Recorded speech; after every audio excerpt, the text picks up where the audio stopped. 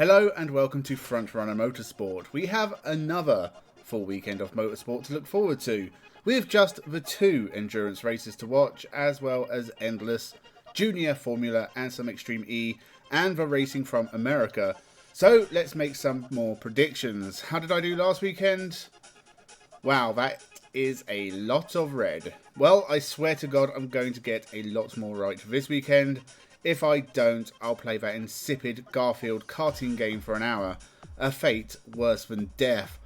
So, what do we have this weekend? Well, of course, we have the World Endurance Championship with the 6 hours of Sao Paulo, IndyCar and Indy NXT with some oval racing from Iowa, NASCAR from Pocono, IMSA from Motorsport, Extreme E from Scotland, Formula Regional European from Mugello, Eurocup 3 and GB 3 from Zandvoort, British GT from Snetterton, and TCR UK from Croft. That is a lot of predicting to do, so make sure you subscribe so you don't miss my roundup next week, and let's jump into the video. World Endurance Championship and the 6 hours of Sao Paulo. The first time the World Endurance Championship has been to Brazil since 2014, but a much welcome addition to the calendar. 10 years ago, Porsche took the win, and they are leading the championship after a very consistent start to the year. But Toyota and Ferrari also have a race win each, and the championship remains very close. I don't know if this track favours anyone in particular, but I think Toyota's extra hypercar experience may help them on a track the hypercars haven't raced on before. So I'll say the number 7 Toyota ahead of 2 of the Porsche 963s, whichever Porsche. Their reliability is a massive boon in every endurance race, and all their lineups are good.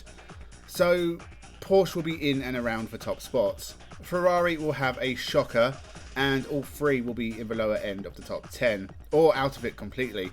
Also, the best result yet for BMW. I think one of their cars will get in the top 5 for the first time, and another top 10 finish for the Lamborghini team. Peugeot and Alpine will struggle once more. And the GT class, dominated by Manthey Porsche. They've taken 3 of 4 wins so far. It hasn't been as competitive as I had hoped, but the racing has still been good. I am going to go for D-Station Aston Martin to take a shock win, or maybe not a shock, they've been doing okay. Erwin Bastard will lead this team to glory in Brazil. Clement Mathieu and Marco Sorensen joined him on the podium in Qatar, but I'm going to say they'll nab the top spot in Brazil, ahead of one of the Porsche cars and the Iron Dames, who just took a win in the European Le Mans Series. Team WRT and their 2 BMWs are also a threat, and they'll be 4th and 5th. Let's do Extreme E whilst we're here. The series returns to action after a 6-month break from round 1. I can't remember what happened in Saudi Arabia, but I presume Johan Kristoffersson won. He'll win again here on day 1, and Eon Veloce Racing with Kevin Hansen and Molly Taylor will win round 2. I said Kristoffersson and Kevin Hansen would share the Rallycross wins last weekend, and they did not. Moving over to America, IndyCar and 2 oval races from Iowa. 6 of the last 8 races are ovals, which, yay, I guess. Joseph Newgarden was the oval master last year, and it looks like that is still the case with a second Indy 500 in a row in the bag. I think he'll win another one at Iowa. Scott McLaughlin will take the other win, and Alex Palou will have a miserable weekend. 10th in race 1 and getting caught up in someone else's accident in race 2. I think the Iowa races could bring someone else into title contention. If Newgarden goes on another oval winning streak, maybe even he can get back up to the top. At the moment, he's only 10th and has only finished in the top 5 3 times in 2024. Iowa could change all that. He might crash out of both races, who knows. Indy NXT has the same issue as IndyCar. 4 out of the last 5 races are ovals.